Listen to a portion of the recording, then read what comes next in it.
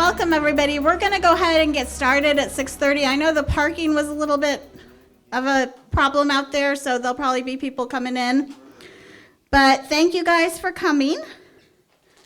I want to welcome you tonight, and we're going to start out. We have some Girl Scouts here that have come to help us with the pledge. And I think you all noticed that they also have some cookies out there that you guys can buy on your way out to support them. So are you girls ready? Okay. I pledge allegiance to the flag of the United States of America and to the republic for which it stands, one nation, under God, indivisible, with liberty and justice for all. Thank you. You guys can go sit down now. Thank you so much. I also want to remind you that the candidates will have literature on a table in the hallway for you guys to get on your way out. And I want to welcome and introduce you guys to our moderator, who is Iris Nelson. She is a longtime member and current vice president of the league, and she will serve as your moderator tonight. The moderator will state the rules and explain the format for the forum. Let me remind you that the moderator may interrupt the proceedings to enforce the ground rules and format agreed to by the candidates. And again, thank you for coming tonight.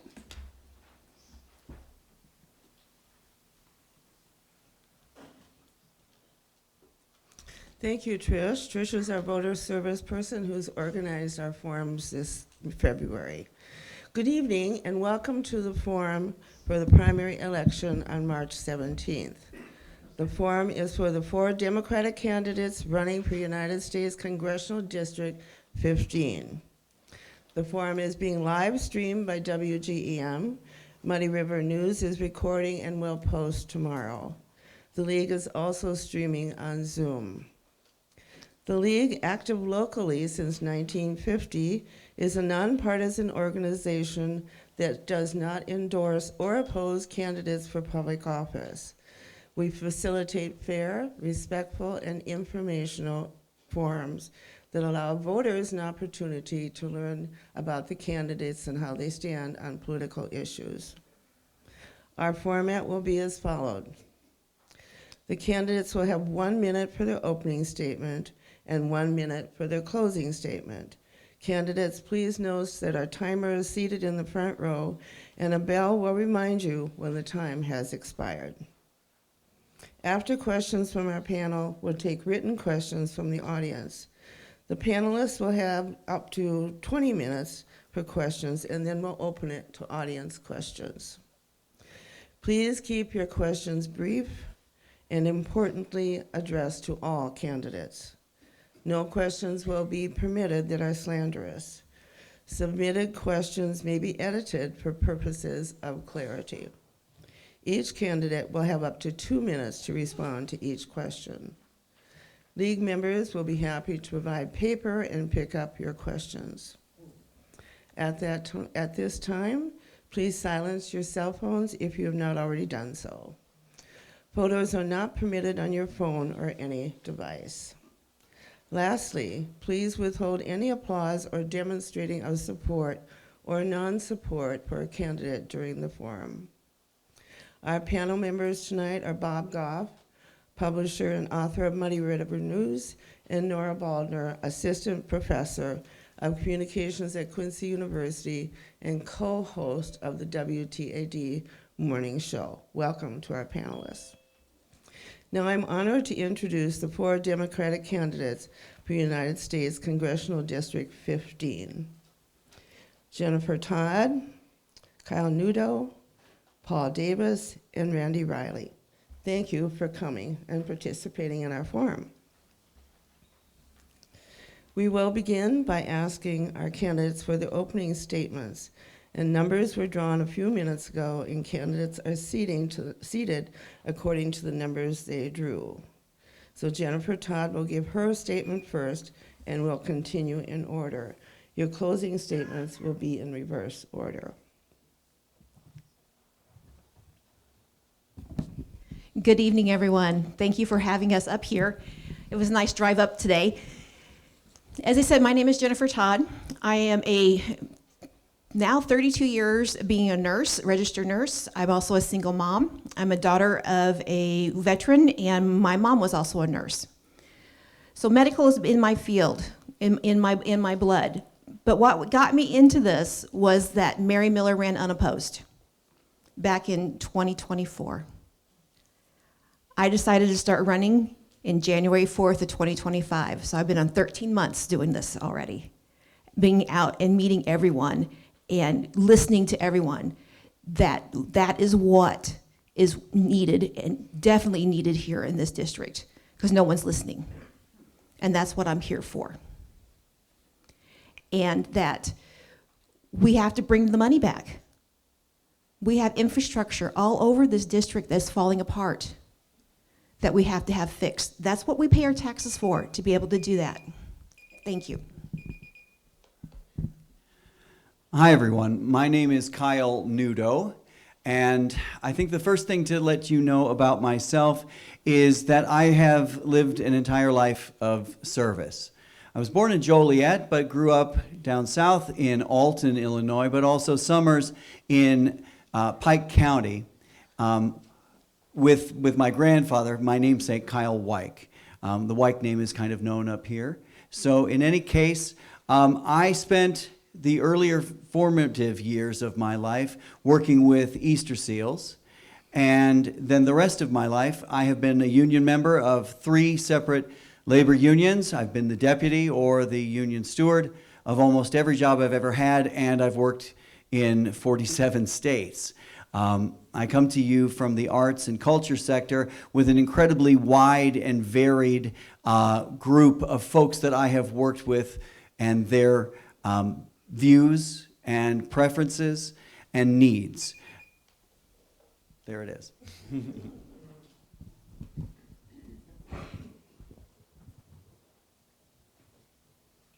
All right. I am Paul Davis. I am a doctor of veterinary medicine and a bass fisherman.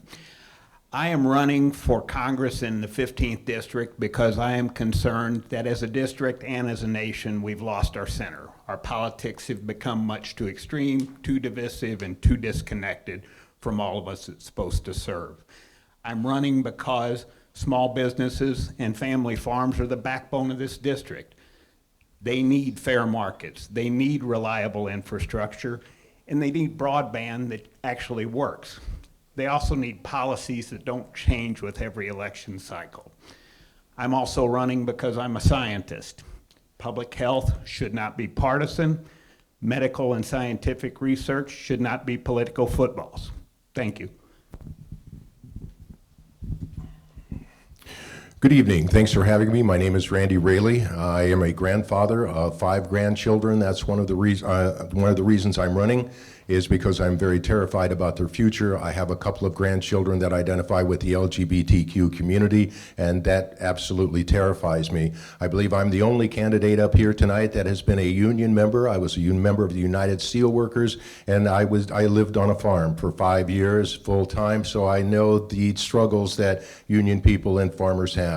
I've been around the district putting together coalitions with farmers and union people, small towns, chambers of commerce, truck drivers and all of that. So I've already put in a lot of work in finding out what the needs are of the 15th district. On my platform, you'll find that I believe we should have broadband for everybody in this district, and I also believe that we should have a single-payer health plan. That way farmers can get out of the insurance business. As you know, 65% of farmer bankruptcies are due to medical debt, and I believe that's wrong.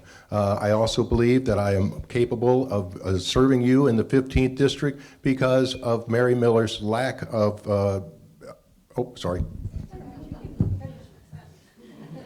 Thank you, candidates, for your opening statements. And now the panelists will pose questions to the candidates. Ms. Balder, your first question will go to Jennifer Todd, with each candidate then answering the same question. We'll alternate who answers a new question first. Tonight we'll hear a lot about your priorities and what got you into the race. But if you could only pick one, what would you carry to Washington, D.C., and how would you go about accomplishing your goal? Right now, it's healthcare. That is the major thing. In this district of over 700,000 people, 25% are on some form of Medicaid.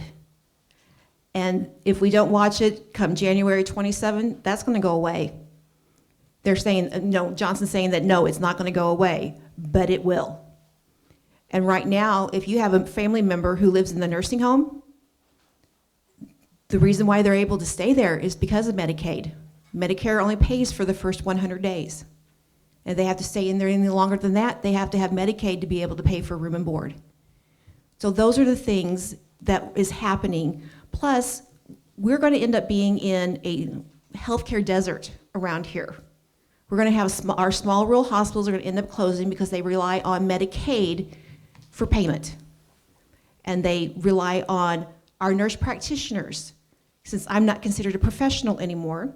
So those who want to increase their education are not going to be able to get the student loans to become the nurse practitioners that help our communities.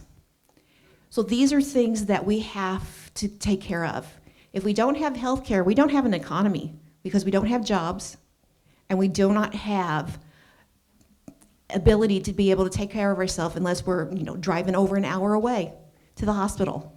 And that's not necessary. Same thing with pharmacies. Our small family-owned pharmacies are starting to close. And your town could only have just that one pharmacy.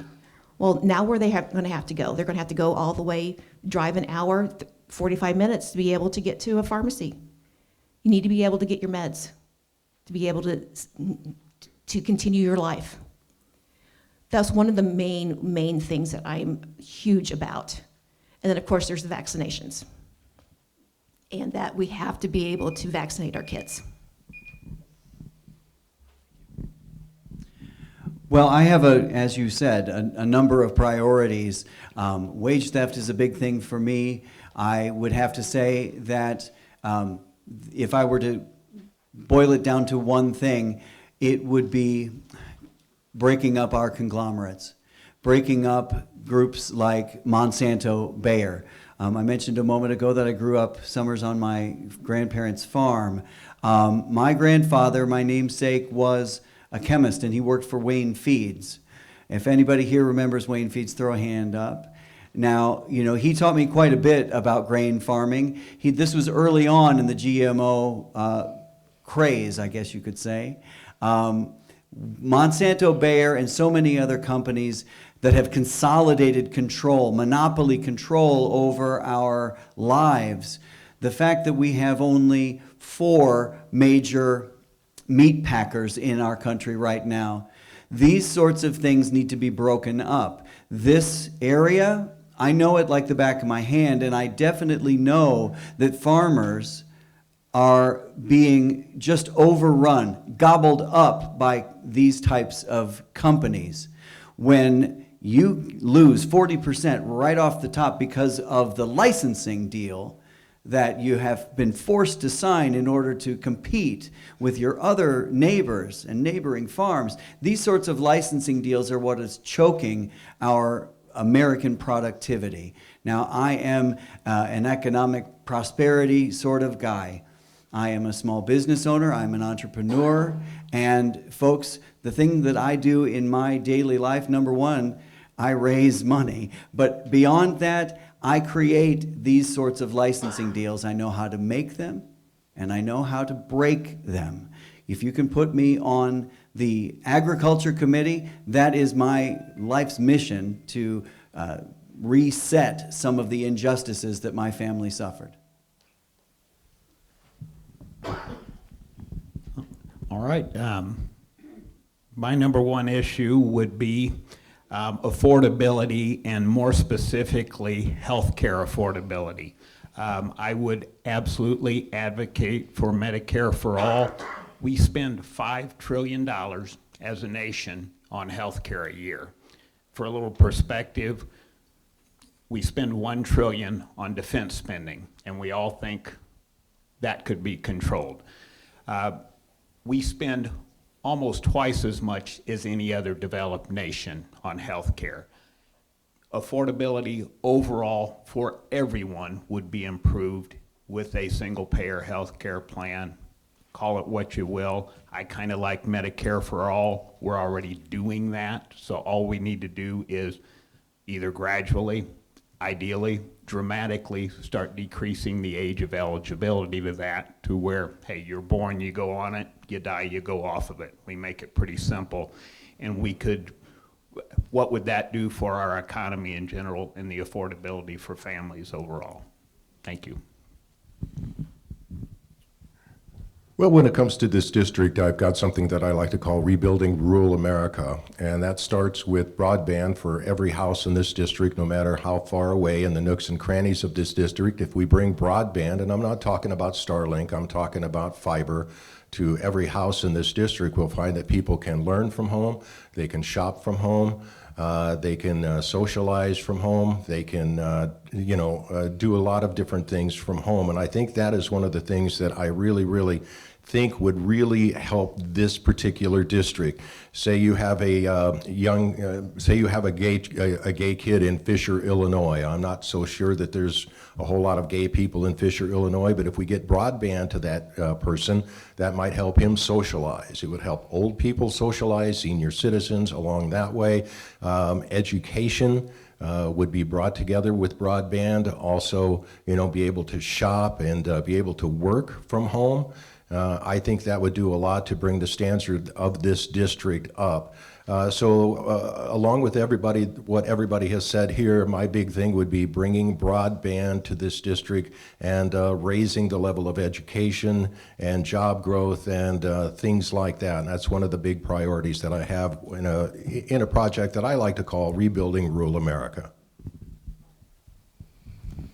Okay, Mr. Goff, your question goes first to Kyle Nudo. Should the winner of the primary then go on and defeat the incumbent, that would be a pretty significant part of what could be a pretty significant blue wave, and your party would then have the majority.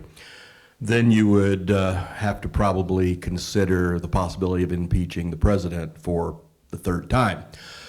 Do you believe President Trump should be impeached, and if so, on what grounds?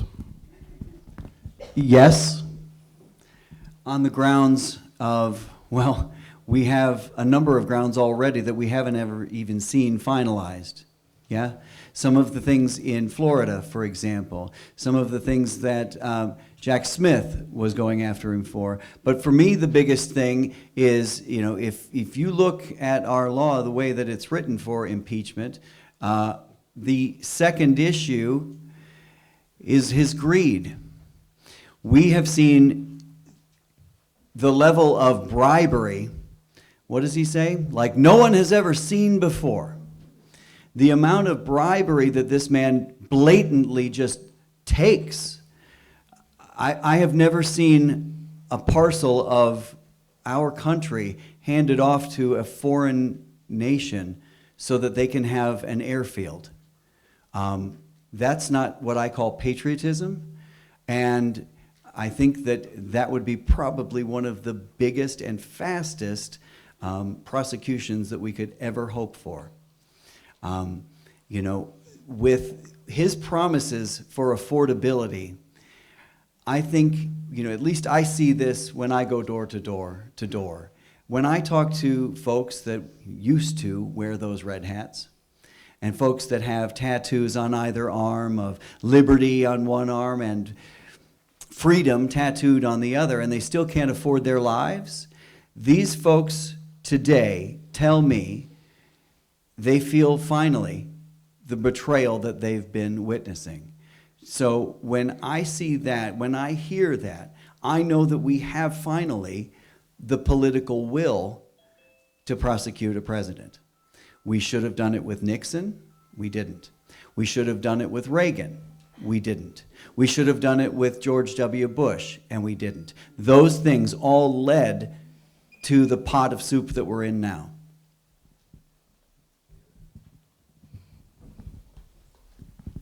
All right. A year ago, I would have said, no, let's move on. Working families have more pressing needs, but we found out what happens if we don't take care of this problem. It just keeps coming back.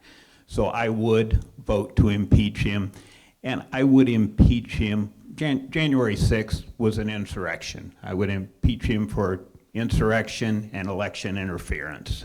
Those cases are clear and have been brought. You impeach somebody over high crimes and misdemeanors, and I believe that we have gone far beyond the pale on that. This is, not only would I vote to impeach the president, I would vote to impeach just about everybody in his cabinet and anybody that has anything to do with the biggest cover-up of sex trafficking in the history of this country.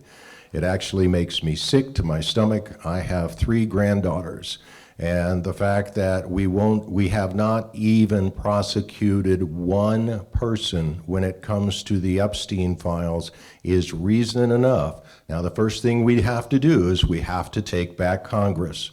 There's no question about it. But yes, I would be absolute, and it would be my honor to be in the class that impeaches every one of these people. This is, like I said, unbelievable what they have gotten away with and continue to get away with and continue to stonewall. And that's one of the reasons why I believe I should be the nominee, is because I will go toe-to-toe with anybody who says that he should not be impeached. I will bring out the facts on why he should. So my answer is yes, I would vote to impeach the president, and I would vote to impeach every one of the cabinet members that he has.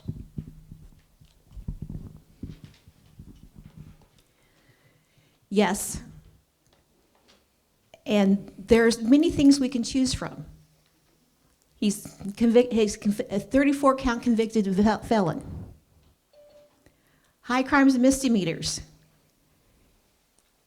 How did he get the approval of Congress to be able to invade Venezuela? He didn't. And he has to have Congress approval to do that. There are things that he's doing that is detrimental to the United States and to our reputation. We have lost standing in NATO. We've lost standing in the world because of the things that he has done. That is not even what's including with what his cabinet members have done. There are so many things that has been so detrimental and so devastating that we have to flip the seat, we have to flip the Senate, we have to make things right again. Now, is it going to be perfect? No, it's not. But we have to start somewhere, and we have to get it done. And the only way we can get it done is for every one of us to vote.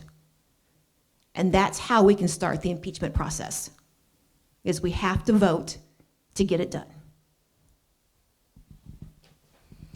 And Nora, your question goes next to Paul Davis. What is your position on border security and immigration policies? I think, like most people, I don't want an insecure border. We want safe and reasonable border security. We don't need the inhumane disaster, criminal disaster that is going on now.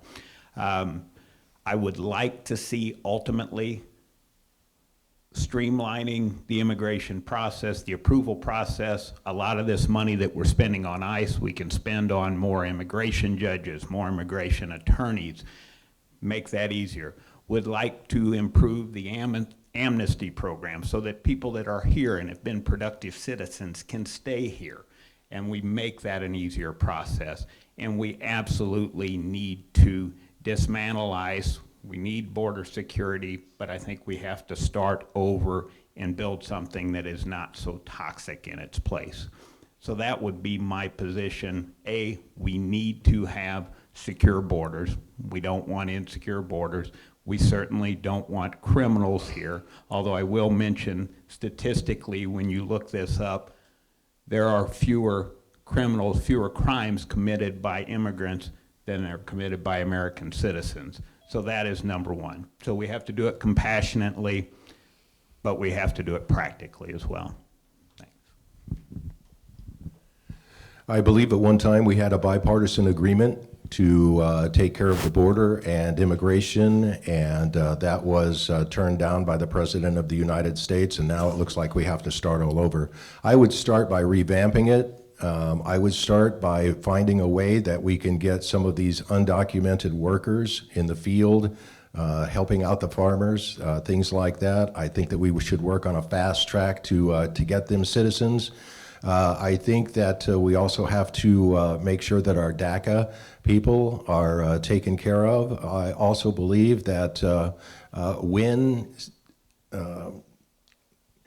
when immigrants come into this country and they're going through and doing the right thing as they are supposed to do, instead of picking them up at the immigration office and detaining them, we should allow them to go through the steps that they need to go through to become a legal American citizen.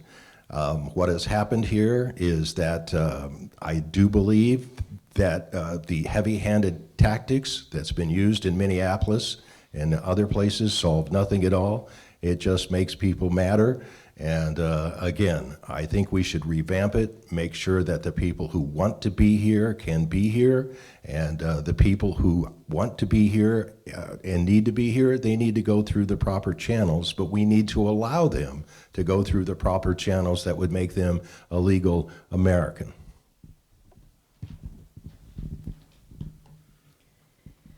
Our immigration system is broken. We've known that for years, and it needs to be redone. We need to be able to streamline the H-2A visas for our farmers, for they're allowed to have their field workers to come in. In order to be able to do that, we have to be able to, yes, our borders need to be secure, but we need to be able to allow people to come in to be able to work. We also have people here in the United States that need to work. And a lot of these jobs, the migrants do more happily than others. But that's another story. But we have to make it what we're supposed to be. We are the nation of immigrants. We have to open our doors to everyone that wants to come in.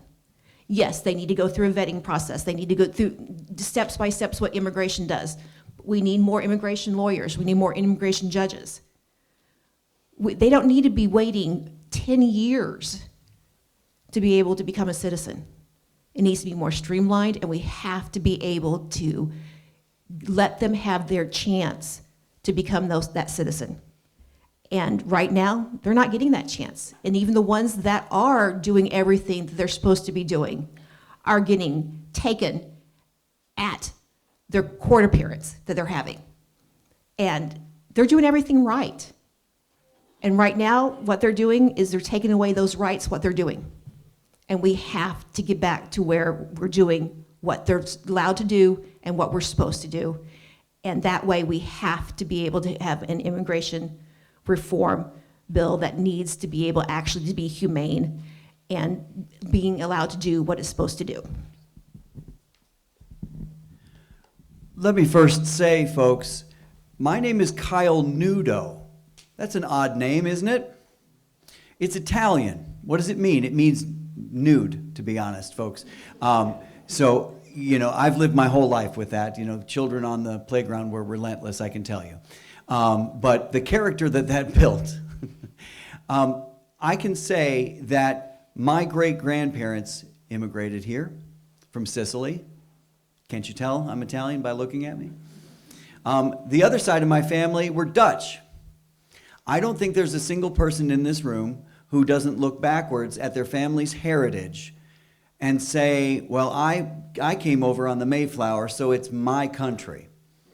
I think every one of us, every one of our lives has been made richer in America with the great American melting pot that we know our country to be. We are stronger and better because of immigration. Anybody that says otherwise is a fool. And we have a lot of those, including the incumbent in this office. Now, I will agree with everyone here. Our immigration system is broken. I will also say that it's broken on purpose. We do not need to be demonizing immigrants. We have had immigrant labor helping out our farmers since the Civil War, legally, built in. I can also say, as someone who has fought for workers' rights for my entire career, the person who is being paid $5 a day or $1 an hour is desperate for that job, and they have fled worse conditions to come here, to our country, to have a better life. Now, the person receiving that income is not the person you need to be blaming. You need to always be looking at the person who is paying that person an illegal wage. That's where we need to start. And Mr. Goff, your question to Randy Raley. Congresswoman Miller just voted on the Save America Act, which is supposed to ensure safer and fairer federal elections. Do you think our election process is currently secure, and do changes need to be made to it? Well, I believe it was secure until about 10 years ago. And I don't think that we've ever had a problem with an election before Donald Trump was elected president. There was no problem with any of the elections throughout the history of this country until Donald Trump ran for office. I believe that the things that we go through to prove our citizenship, I know the last time that I voted, I had to show my driver's license, and that was it. This SAVE Act seems to be a poll tax. It really does. I don't know how many people can go out and get a passport or a birth certificate without having to spend some money.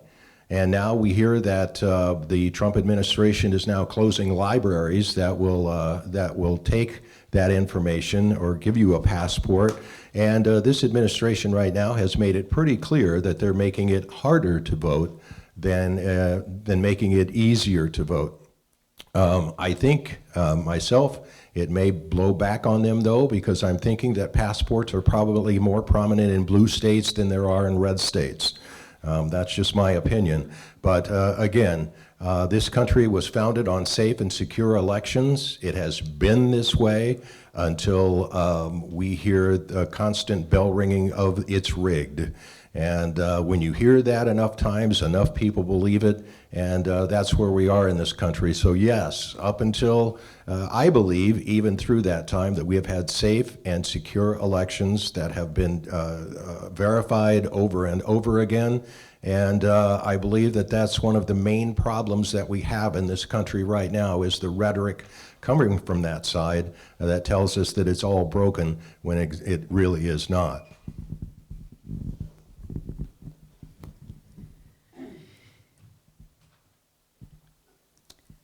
Do we have a broken system? Some say yes, some say no. I don't think we do. We have the right to be able to vote. We need to be able to do that right and go and vote.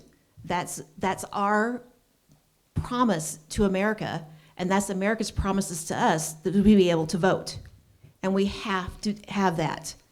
Now, just like Randy said, back in 2016, he was complaining about the voting then. And he continues to complain about the voting. He still thinks he won the 2020 election. But we all know that everything is safe and everything is done according to our state's plan, our state's constitution. He's wanting to make things all federal. No, it's the Constitution gives the states that responsibility, and we need to continue with it that way.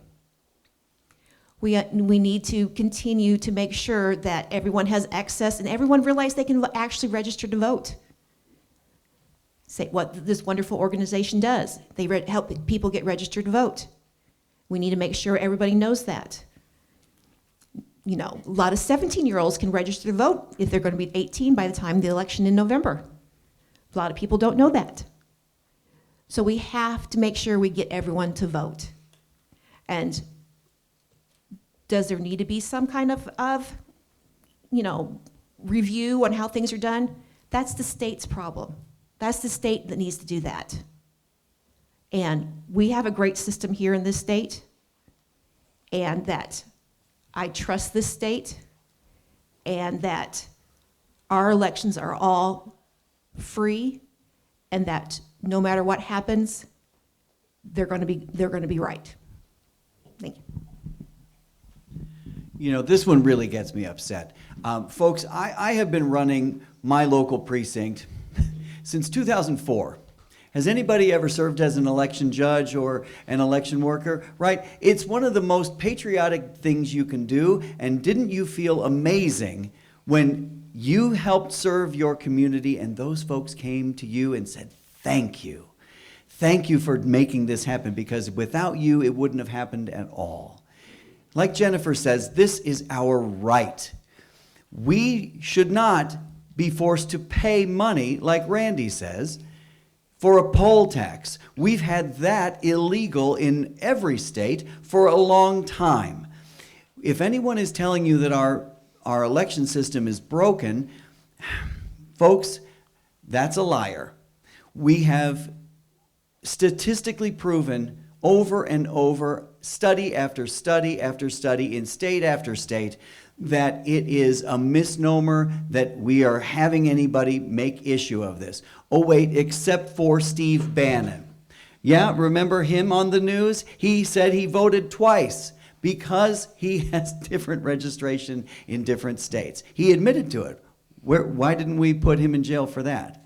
Yeah, it's rules for, how does it go? Rules for thee, but not for me? Yeah, I think that's what we're seeing. It's a lot of Republican projection. Folks, I have a real issue with this kind of rhetoric.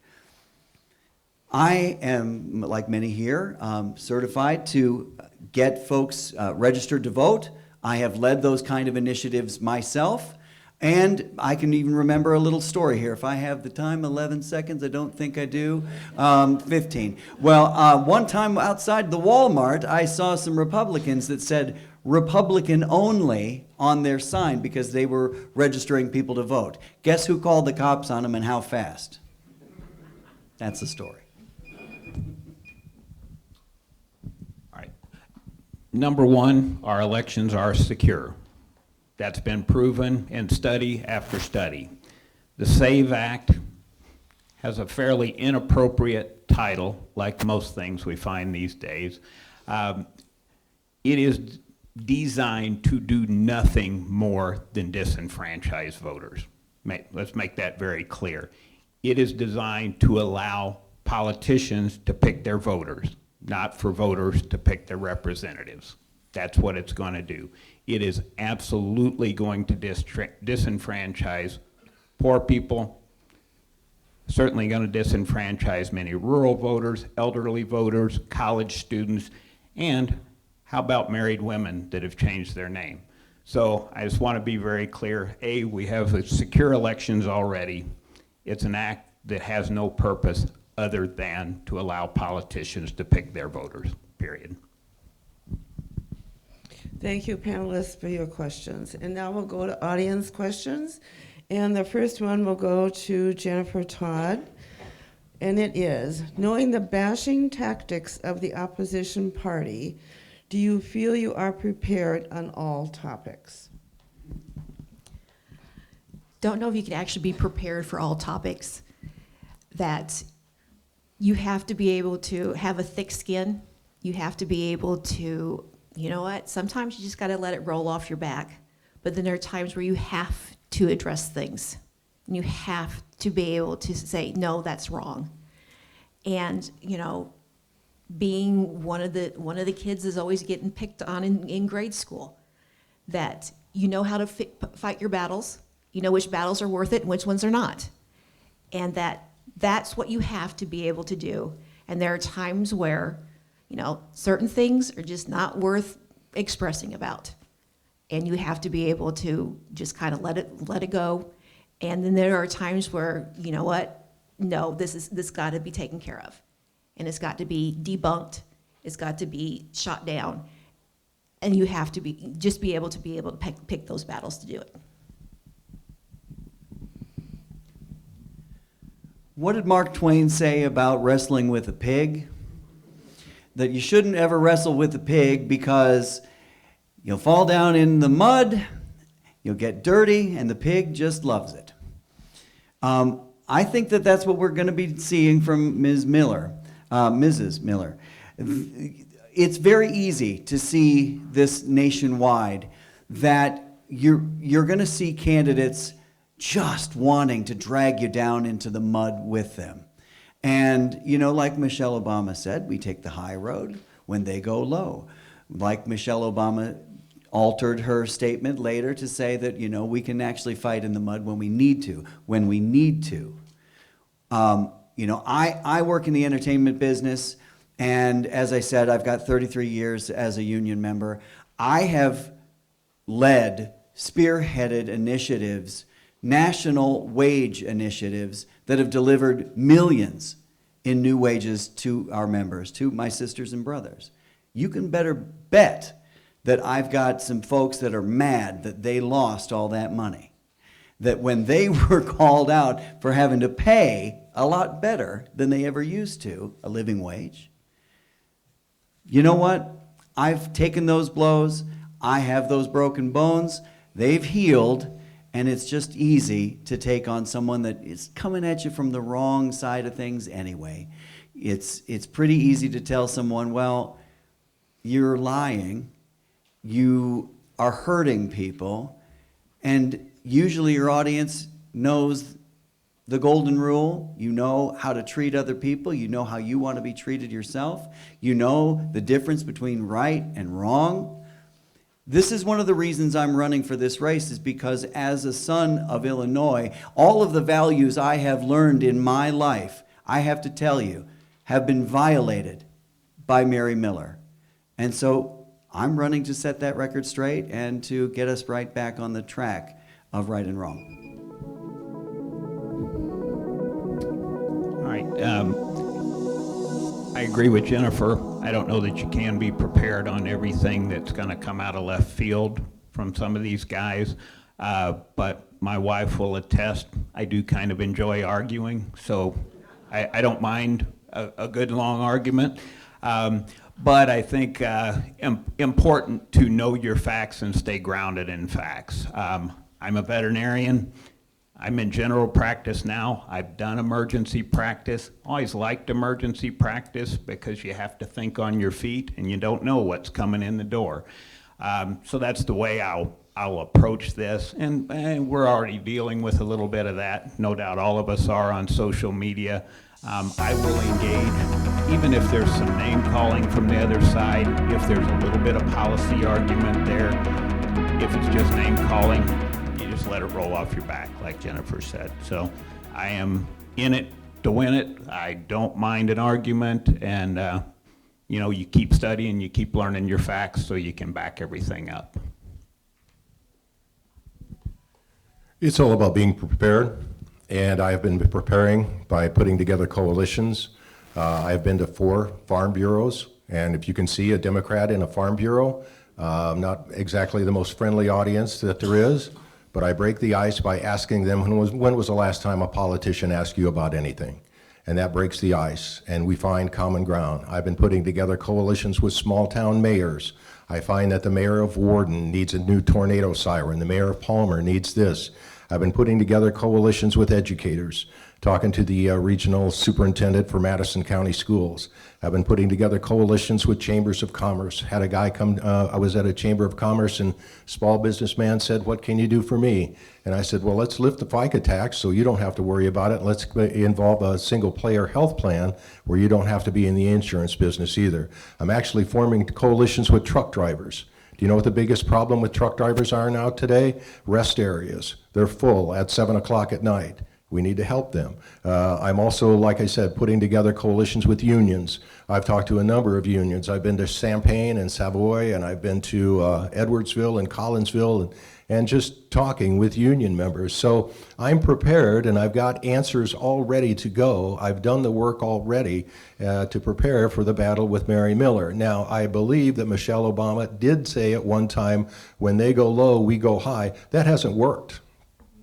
It's not worked. So I have no problem going toe-to-toe with Ms. Miller. I have no problem telling her how she has abandoned her district, and that's what it's going to take to win. It's going to take somebody who will stand up to her and make sure that she is held accountable for all of the things that she has not done. So when it comes to being prepared, I've already done the work, and I'm ready to go.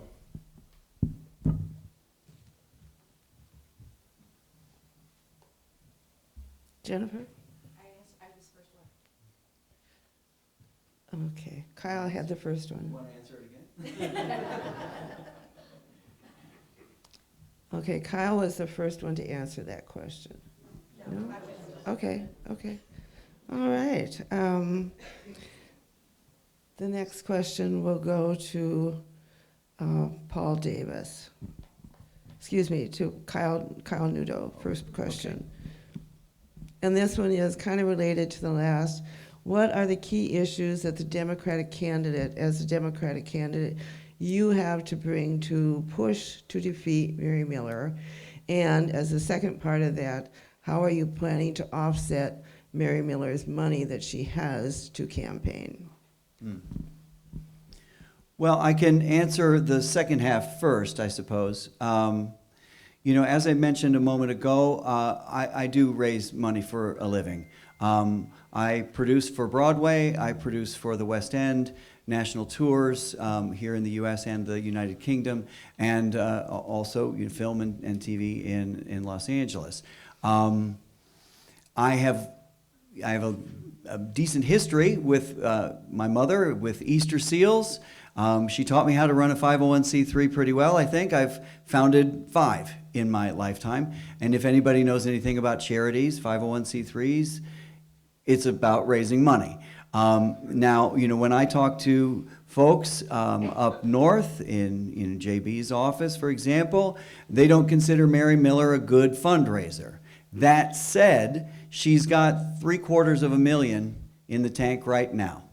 Now, compared to other Republicans throughout the states, she may not be that great, but she does have Elon Musk's phone number. And if you're looking at her FEC fundraising and her records, he's given her money. So the thing that we have to remember to do, my friends, is that in order to take on Mary Miller, we have to organize. It's not enough, I'm afraid, that we vote. We have to outvote her, yes. How do we do that? Well, we get name recognition. We make sure that we have a robust phone banking system. We have to have a robust mail system. If we don't have money for these things, guys, those things can't be called robust. I hate that it takes a lot of money to run a campaign. But let's face facts, friends, it will take a lot of money. And we're going to have to organize it together. And I've run out of time, so I didn't get the first part in there, but let's talk afterwards. All right, I'll start with the first part. I think it's pretty easy to run against Mary Miller on Mary Miller's record or lack thereof. You start with what is she bringing back to the district, and that is number one. You advocate for bringing federal funds back to the district for infrastructure projects, which will make life better for everyone in our communities. Number two, pretty easy to go back and talk about your health care costs and how that destroys affordability for many families, causes bankruptcy. Now, how are we going to compete against her money? We're certainly going to fundraise our tails off, but mostly my plan will be to have a campaign very similar to what we've done so far in the primary campaign, but just put it on steroids. Just stay on the ground, get in front of everybody that we can, everywhere that we can. Most of the folks in this district have never met their representative. I'd like to change that. I'd like them to get tired of seeing me. Oh, that guy's here again. So that's my goal, is just to have the strongest ground game out there and get in front of as many people as we can, as frequently as we can. In the district next to ours, Nikki Budzinski has brought in $150 million for her constituents. Mary Miller, a lot less than that. And that's one of the things that we have to keep harping on, is that Mary has abandoned her district. Now, when it comes to fundraising, Absolutely, we need boots on the ground to do some fundraising, but I am kind of impressed with the race that they had in Texas not too long ago, where the Republican outfunded the Democrat by, I think, an exponential amount and still lost. So to me, it is a part fundraising, and the other part is, what is your message? What are you getting out? What do you want your constituents to know about you? I've always said that endorsements and yard signs help to win elections, but they don't win the elections. The election is won on the message that you give. If people think you're authentic and you're real and you absolutely care about them, I think that goes a long way. And that's some of the work that I've already put in. And I've already talked to a number of residents around the district, everywhere from Paris all the way to Quincy. And I can tell you right now, I will quote one of my favorite movies, there's a disturbance in the force, Luke.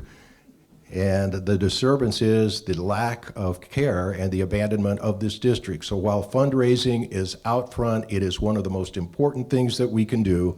I do believe that most elections are won on message. And if we can get the message out that we are the party that's not going to cancel their SNAP benefits, we are the party that's not going to take them off Medicaid, we are the party that's not going to close their nursing home, we are the party that's not going to close their hospital, I think that goes a long way, and that's the path that I'm going to take. Just about every one of them is right, that what needs to be done. But we also have to learn from compassion and empathy and be able to go to each individual person and say, I understand what you're going through. I went through the same thing. You know, everyone has a story, and that story needs to be heard. And that's how, when you hear those stories and you make that connection, that's how you start raising your money. And we have to be able to do that. You know, this race is not going to win itself just because we're out not really gallivanting. We're out, traveling the 17,000 square miles that this district is. But we have to be out there. In order to do that, we have to have money because we need gas to be able to get around. And with the way how gas prices are now, they haven't gone down to $1.99 like we've been told. That these are things that we do. A lot of it comes out of our own pockets. And that's the reason why we're doing this, is because we know there is the message to do it.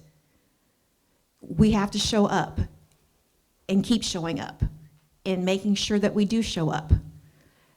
And to be able to beat Mary Miller, just show up. Just be responsive. You answer your phone calls, you answer your emails. You listen to the people. That's what we're there for. And that's how we can beat Mary Miller. And message. And everything else. It's just, and we need to be able to, put her own words back at her. She's given us enough ammunition that's on tape, that's on print, that we're not that type of a person. And this question first to Mr. Davis.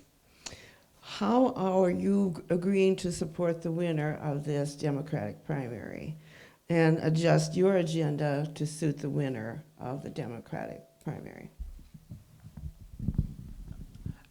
Number one, early on, we all committed, hey, we are going to be solidly behind whoever gets through this primary, and I will stand by that statement. I will support them not only in deeds, but if I can support them financially, if I can help them with ground game and get their message out, that would be my goal. Fortunately, we all have marginally similar messages. We all want a single-payer health plan. We all would like to see better wages. We would all like to see some compassionate immigration reform. So I think it's fairly easy for me to go out and advocate for any of these guys with confidence and feel like I would not hurt their message at all. Well, Paul, Jennifer, and I have been doing this since summer, and I feel that we have come to know each other very well. And I know that whatever they would, and it goes for everybody, whatever they would need from me, I have a big media background, and I think that would help out anybody with their campaign. The answer in a very, very short sentence is yes, I will do everything I can for the other candidates, whoever it may be, to make sure that Mary Miller doesn't get another 2 years. But I'm thinking that hopefully I will be the candidate, and these guys will help me. But if I'm not, I think that they know that I have their back. And whatever they need to do, whatever they need done, I will be able to do that. I'm retired, I have a lot of time, and I would be more than happy, more than ecstatic to lend my talents to anybody who wins the primary, so we can together, working together, get this woman out of the House of Representatives, because again, she has done nothing for her district. And a matter of fact, I will say that she's had a hand in the destruction of her district when it comes to the farmers. So yeah, no questions asked. Just tell me where to go, what you need me to do, and when to show up, and I'll be there. We've all talked about this. You know, I started in January of 25. They came later. They all came later. Oh, a little bit. But we all are pretty much on almost on the same page. We all want better health care. We all want services brought back to the district. We all want our education system to benefit our kids. We all want things that matter to us here in the district. You know, yes, we have to deal with national things and international things, but it boils down to we want to be able to handle and do things for the district that hasn't been done for the last 5 years. And I absolutely, we can actually sometimes do everyone's speeches. We're together all the time. That I would definitely support every one of them to be able to continue the road in getting Mary Miller out of Congress and get true representation of the people of this district into office. Well, like Jen just said, you know, we've been doing these events, you know, together as a sort of troupe. So I would expect the same thing just keeps happening, no matter who gets the nomination. But honestly, we all have committed early on that we would support each other in every way possible, and you know, I certainly would myself. We have one goal, and that's remove Mary Miller. And I think that that is the goal that everyone here in this room shares with us. So isn't that the heart of organizing, where you have this common goal and you decide to go after it together? Well, I know that we all have committed to that, and we'll see it through. And this question to Randy Raley. What is your plan to make housing safe and affordable in communities you would represent? Well, number one, we've got to get big business out of the housing business. One of the things that I find out is that one of the problems that this district has is the fact that it's starting to be run by conglomerates, whether it's farmers or whatever. One of the plans that I have is to take, you know, back when we were building things, the top tax rate was 70% on the high earners. Well, it's now 35%. Let's take some of that money and put it to use and see if we can train people, get them in the trades, and find financial incentives that they take their talents to rural America. And what I'm talking about is that let's get some people into the plumbers union, the electricians union, and all of that kind of stuff, and then they sign a contract that they will spend the next 3 or 4 years in rural America building affordable housing, not McMansions or anything like that, but building affordable housing that will make it easier for people in this district to be able to own a home. It has gotten completely, I was hearing something the other day that now it's about 78% of Americans cannot afford substantial housing. Well, my plan is to get people through the trades, Let's bring them to rural America. Let's have them sign a contract where they will stay 3 or 4 years, bring their talents there, and then you never know, they might want to stay and build houses for rural America that are affordable. And we have got to get, this is another deal of the big multi-corporation conglomerates moving into rural America and taking over. We have heard that Big Ag now is buying up all of these little farms, and that makes, when you have supply and demand, and that supply is low, the supply is low and the demand is high, well, that leads to higher prices. So let's get into rebuilding rural America by building starter homes. I agree. We need starter homes. Now, remember when the first subdivisions went in? The starter homes, they were what, 3 bedrooms, 1 bath, 1,500 square feet of that. Granted, we need 2 bathrooms now, we know that. But that's what we need to get back to. We need the entry-level homes to be able to have everyone's American dream is to own their own home. And right now, we don't have that. A starter home, what considered a starter home in some places, can cost over $250,000. I know I don't have that money to be able to buy one. But we have to be able to do that.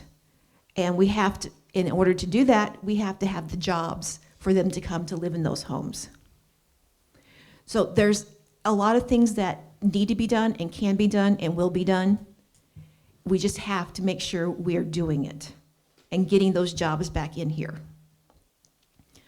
We need affordable energy. We need more green energy. Those are additional jobs that can come into the area. We need to be able to get rid of the corporations that own the apartments. We need to get rid of the corporations that own some of the housing that renters are paying astronomical amounts to be able just to live there.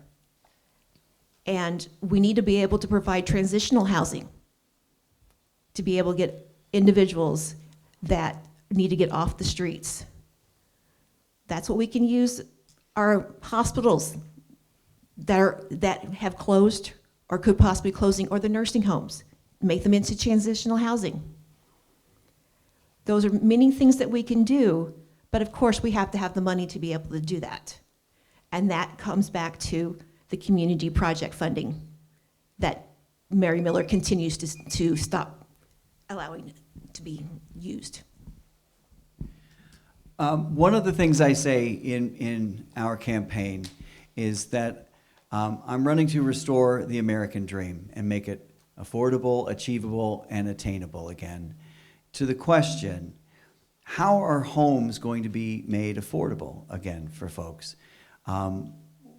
I can't tell you how many times I have heard complaints about property taxes across our state and whether or not someone is getting their value out of their property taxes and where their property taxes are going.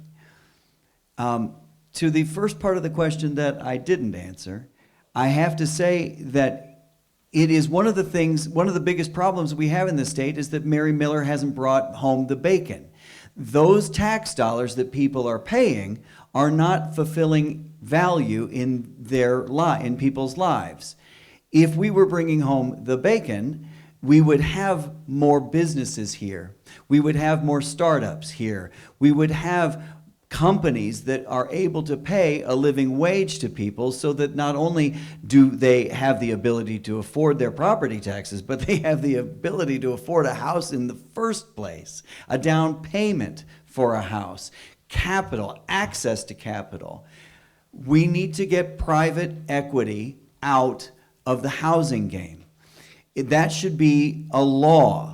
It should be a priority for anyone in this office to make sure that Congress gets private equity out of home ownership because they're breaking us. In almost every state in the country, they're making property values rise up because they're buying them from themselves to create the comp, as we all know.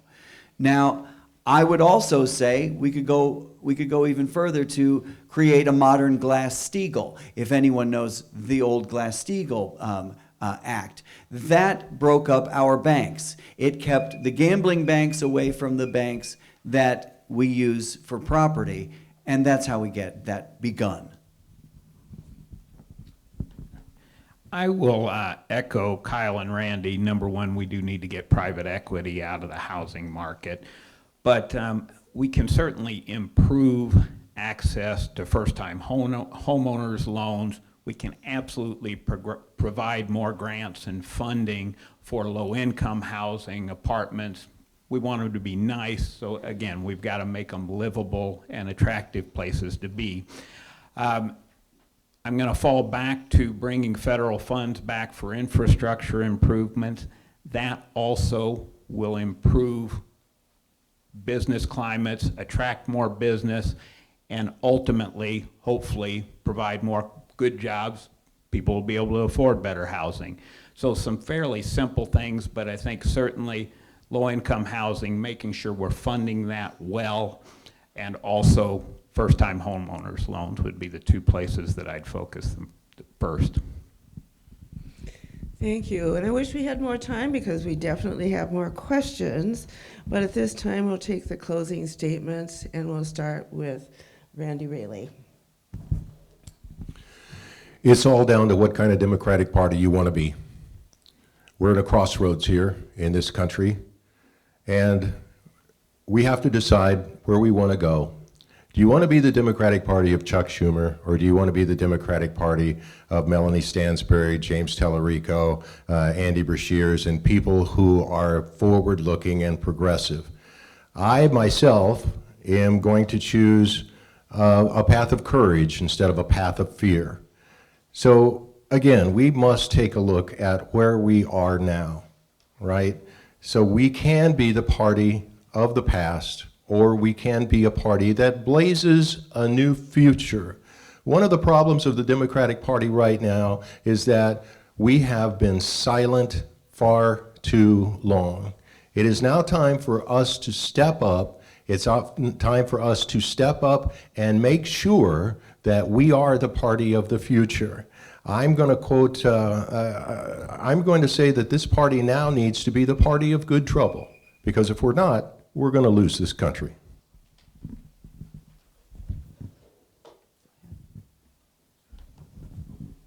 May stand up if that's okay. I have been sitting a while here, but anyway, I know I'm like all of us. I agree that this is a very, very important election, and all of our jobs are to figure out which one of the four of us candidates are best able to win the general election. Now, I would be confident in supporting any one of the four of us. Obviously, I think I'm the best candidate, or I wouldn't be standing up here. The Chicago Tribune's editorial board also did say that I was the most likely candidate of the four of us to be able to win a general election against the incumbent.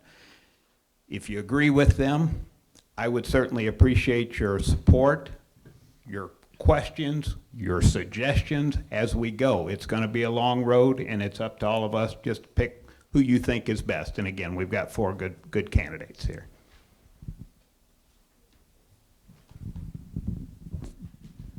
Well, hi everyone. If you haven't remembered my name tonight, it is Kyle Nudo, and I would like to ask you for your support tonight.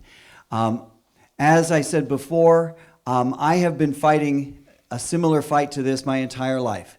My life has been dedicated to service, to people with disability, to people who are the most vulnerable among us. I have fought for working people for my entire career. I have been, as I said, the union deputy or the union steward in nearly every job I've ever had, and boy, there have been a lot of them across 47 states. The AFL-CIO has endorsed my campaign, as have a number of other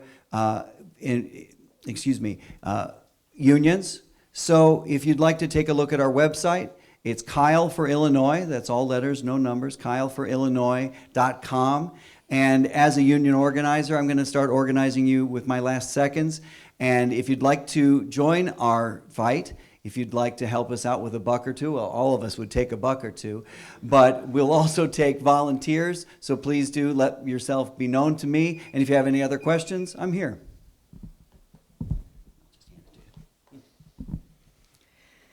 First of all, I'd like to thank everyone for showing up tonight. It was great seeing everyone. We all have a choice. And one of us could be the right one, or none of us could be the right one. But we have a choice. And that's what this election is about, is a choice. That's what got me into this, is that we didn't have a choice in '24. And now we do. And that I hope I am that choice. I'm going to bring my nursing knowledge, my medical knowledge, my knowledge of being on Medicaid and being on SNAP benefits before. Having a daughter that's transgender. Everything that's going on in everyone else's life, I've been there, still going there, and will continue to go there. And I understand. I'm a nurse, I listen. And then I yell at doctors. And we just have to be able to listen to people, and that's what I'm doing. I've also gotten the endorsement from the Illinois Federation of Teachers, and that I also got the endorsement for the Justice Coalition. So I'm very proud of those. And my website is gentod2026.us. Thank you. Thank you, candidates. Thank you for participating and making your way here tonight. I know it's been a long drive for all 4 of you. And thank you to our panelists, and thank you to our audience for participating tonight as well. The primary election is Tuesday, March 17th, and polls are open from 6 to 7, but early voting is available up until March 16th. So thank you all for coming, and good night.